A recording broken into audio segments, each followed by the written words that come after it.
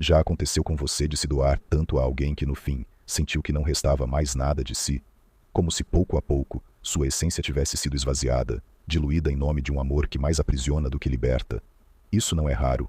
É uma dor silenciosa, uma agonia que muitos vivem calados, achando que amar é aceitar tudo, suportar tudo, anular-se completamente.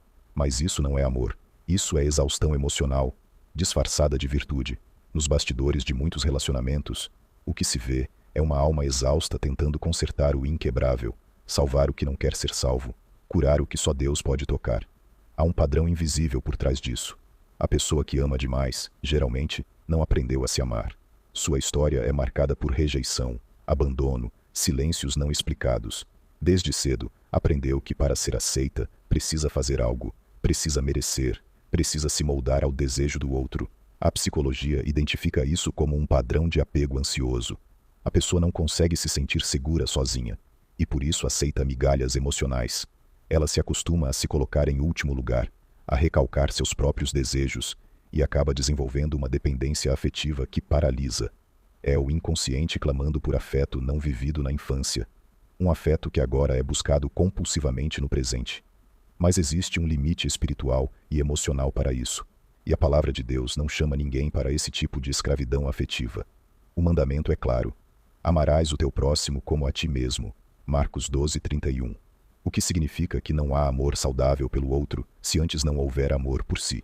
Auto-amor, nesse contexto, não é egoísmo, é responsabilidade. É reconhecer que você foi criado à imagem e semelhança de Deus, Gênesis 1:27, e, portanto, tem um valor inegociável. Muitas vezes, a pessoa não percebe, mas ela faz do outro um ídolo. Transforma o relacionamento em um altar onde sacrifica sua paz, sua dignidade, seus limites. O problema é que quando o amor vira idolatria, ele também vira cativeiro. Não terás outros deuses diante de mim. Êxodo 23. Não se refere apenas a imagens de pedra, um coração que se dobra diante de um amor humano ao ponto de perder sua identidade. Já se afastou do verdadeiro centro. É preciso olhar com sinceridade para essa dinâmica. O que está por trás da sua insistência? Por que você ainda tenta, mesmo depois de tantas decepções? Muitas vezes, não é o outro que você ama, mas a esperança de um dia ser finalmente escolhido. É a criança interior, ferida e solitária, querendo ser abraçada.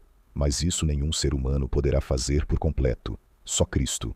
Só Ele tem o amor perfeito, aquele que preenche sem aprisionar, que cura sem cobrar, que liberta sem destruir. A jornada começa com um despertar, com a consciência de que amar o outro não pode significar destruir a si mesmo, que perdoar não é aceitar abusos, que persistir não é insistir em algo que já morreu.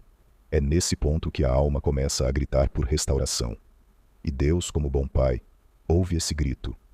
Mas a restauração não vem sem confronto. Antes da cura, é preciso encarar as sombras. A alma que se perdeu no amor precisa enfrentar a verdade. Talvez o que ela chamou de entrega tenha sido, na realidade, uma forma de fuga. Fugir de si mesma, das feridas profundas, dos sentimentos de inadequação que habitam o inconsciente desde os primeiros anos de vida.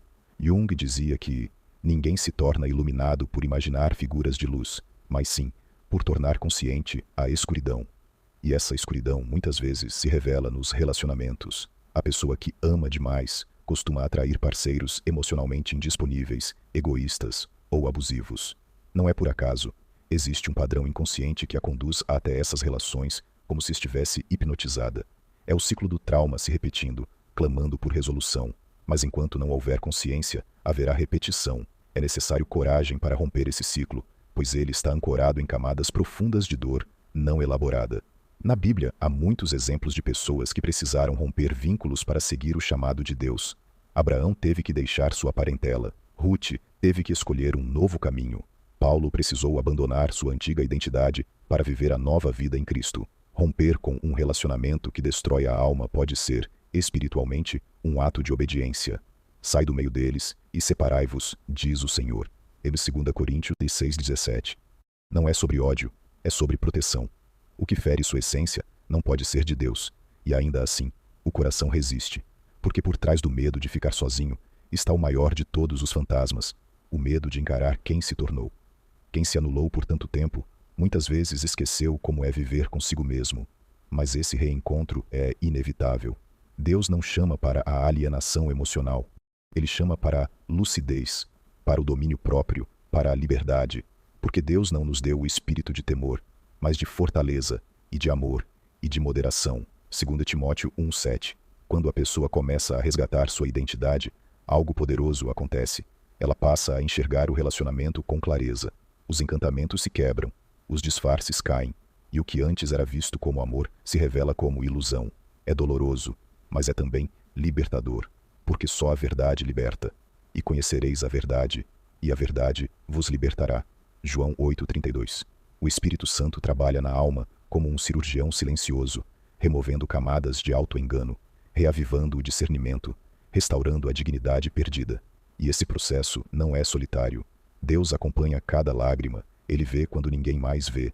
Ele entende as noites em que a pessoa chora calada, sem ter a quem recorrer, e ele fala, mesmo no silêncio: não temas, porque eu sou contigo. Não te assombres, porque eu sou teu Deus. Eu te fortaleço, e te ajudo, e te sustento com a destra da minha justiça.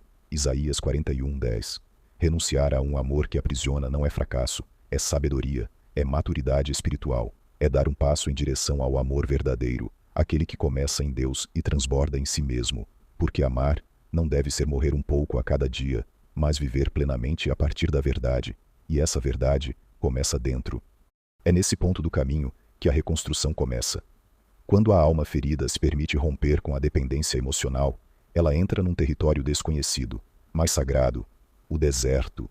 O deserto é o lugar onde tudo parece ter acabado, onde os vínculos antigos já não sustentam e o futuro ainda não se revelou.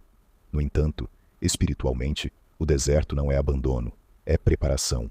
Deus sempre usou o deserto como laboratório de identidade. Foi ali que Moisés foi moldado. Foi ali que Elias ouviu a voz mansa e suave. Foi ali que Jesus venceu as tentações. O deserto revela quem a pessoa é, quando ninguém mais está por perto para a definir. É no silêncio que a alma começa a ouvir o que antes ignorava, o sussurro de Deus, chamando-a de volta para si mesma. E esse chamado é radical. Ele exige a desconstrução de tudo o que foi aprendido de forma distorcida sobre amor, valor e pertencimento. A mulher ou o homem que se doou além do limite precisa, agora, recolher os fragmentos de si e se reconstituir, não na força da carne, mas no espírito. Há um princípio espiritual que transforma. Aquele que perde a sua vida por amor de mim, achá-la-á. Mateus 10:39. Perder a vida nesse contexto é perder as máscaras, as ilusões, os papéis que foram assumidos para agradar os outros, para manter vínculos que só adoeciam. É abandonar a versão condicionada da personalidade e permitir-se nascer de novo, porque só quem morre para a ilusão pode nascer para a verdade. A psicologia chama esse processo de individuação, o caminho de tornar-se inteiro, integrado, autêntico. A alma, antes fragmentada, começa a se alinhar com sua essência, e, espiritualmente, isso se traduz no novo nascimento em Cristo, quando a pessoa deixa de se moldar ao padrão deste mundo e começa a ser transformada pela renovação da mente. Romanos 12:2. É o início da maturidade emocional e da restauração espiritual. Nessa fase, o que antes parecia essencial começa a perder importância. A obsessão por controle dá lugar à entrega. A necessidade de aprovação se dissolve na convicção de ser amado por Deus. O vazio existencial vai sendo preenchido pela presença do Espírito Santo. E o amor próprio, aquele que nasce da consciência de ser filho de Deus, começa a florescer. O amor saudável nunca exige sacrifício da identidade. Ele não oprime, não manipula, não humilha. O amor é paciente, o amor é bondoso. Não inveja, não se vangloria, não se orgulha. Não maltrata, não procura seus interesses, não se ira facilmente, não guarda rancor. 1 Coríntios 13:4-5. Isso é amor real. Qualquer coisa diferente disso é um sintoma, um reflexo de feridas abertas, um apelo inconsciente por cura, e é exatamente por isso que a libertação começa dentro. Ninguém pode viver uma vida plena enquanto estiver cativo de vínculos emocionais disfuncionais. Ninguém encontra paz enquanto continua se violentando em nome de uma ideia distorcida de amor. Deus não deseja que seus filhos vivam assim. Ele é o Pai que cura, que restaura, que ensina a amar com sabedoria e discernimento. Mas, acima de tudo, que ensina a amar a si mesmo com a medida certa de misericórdia e verdade. A libertação definitiva só acontece quando o coração entende que já não precisa provar nada para ser amado. Porque quem é amado por Deus carrega dentro de si uma força que o mundo não pode dar e que nenhum relacionamento humano pode substituir. Quando essa força interior desperta, ela começa a reorganizar tudo ao redor. O que antes era fonte de angústia, agora é visto com clareza.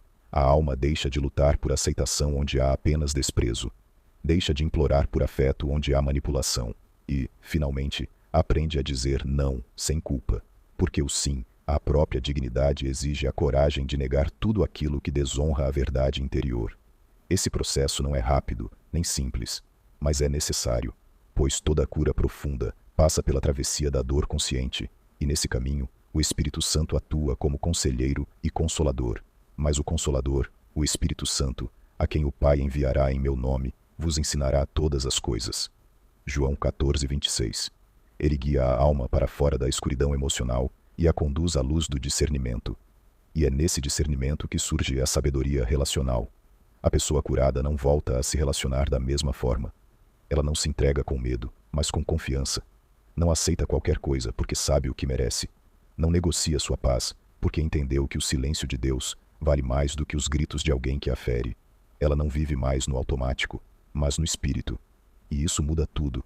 É nesse estágio que muitos percebem que o amor verdadeiro não é uma troca desesperada de necessidades, mas um encontro entre duas inteirezas, onde não há jogos, nem pressões, nem barganhas, onde a presença do outro é leve e não um fardo, onde o amor edifica e não esmaga.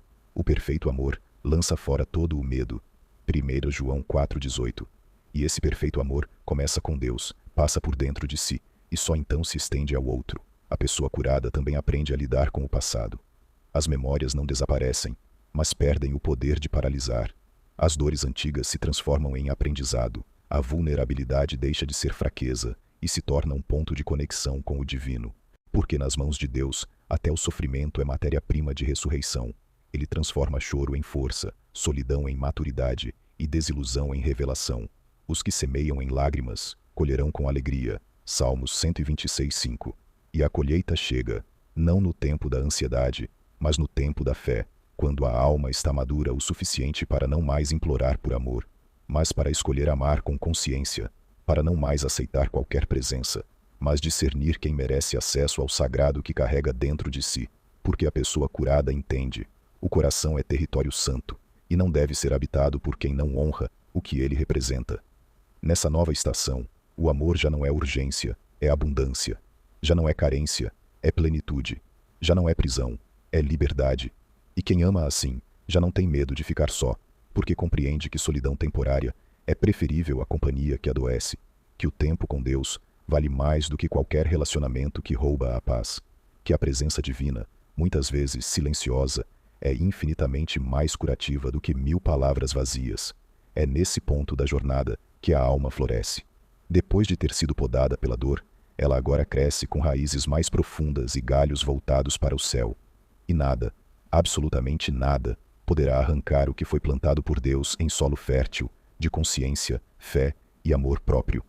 A alma que floresce após o deserto carrega marcas, marcas de guerras internas, de noites sem respostas, de lutas travadas em silêncio.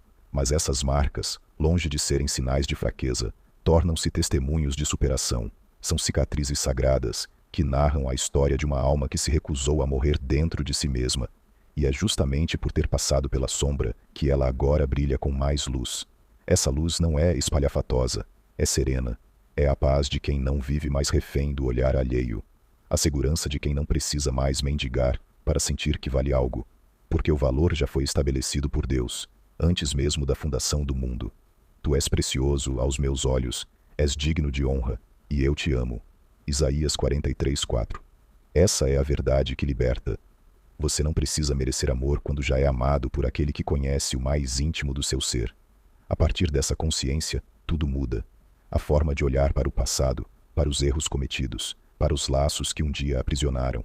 O peso da culpa vai se dissolvendo na graça, e a vergonha dá lugar à dignidade restaurada, porque não há condenação para aqueles que estão em Cristo Jesus. Romanos 8:1.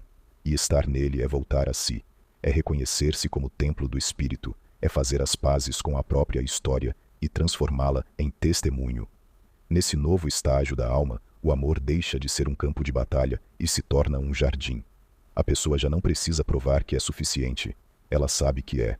Não se sente mais culpada por colocar limites. Ela entende que limites são sagrados. São muralhas que protegem o que há de mais valioso. E quem não respeita os limites não está pronto para amar de verdade. Porque o amor respeita. O amor reconhece a liberdade do outro. O amor se alegra com a inteireza e não com a dominação. A alma restaurada não procura mais alguém que a complete. Porque quem é inteiro sabe que o amor não é sobre completar, é sobre compartilhar. E ela compartilha o que tem de mais profundo, sua fé, sua paz, sua visão. Não se perde mais nos silêncios do outro, porque aprendeu a habitar o próprio silêncio. Não se desespera diante da ausência, porque compreende que a presença de Deus preenche todo vazio. Ainda que meu pai e minha mãe me abandonem, o Senhor me acolherá. Salmos 27:10. A vida, então, começa a se reorganizar. Novos relacionamentos nascem, não baseados em carência, mas em identidade. Novos caminhos se abrem, não por desespero, mas por propósito. E o coração, antes acostumado à inquietação, passa a descansar, porque finalmente aprendeu que a paz de Deus excede todo entendimento. Filipenses 4:7. E não depende de circunstâncias externas, mas de enraizamento interno. E quando essa paz se instala, a alma se torna morada de algo maior. O amor próprio sadio, a fé firme, a sensibilidade curada, o discernimento aguçado. Tudo isso se entrelaça na alma como partes de uma obra-prima que o próprio Deus está pintando, e nada, absolutamente nada, poderá roubar essa nova identidade, porque ela não foi construída por elogios humanos, mas forjada no fogo da transformação interior. A pessoa que conhece o seu valor não aceita ser tratada como opção, não negocia sua paz, não se curva a relações que sufocam sua essência, e não esquece que foi criada por um Deus que não erra ao formar corações. Espero que você tenha gostado do vídeo. Deixe o seu like e se inscreva no canal. Que Deus te abençoe e até o próximo vídeo.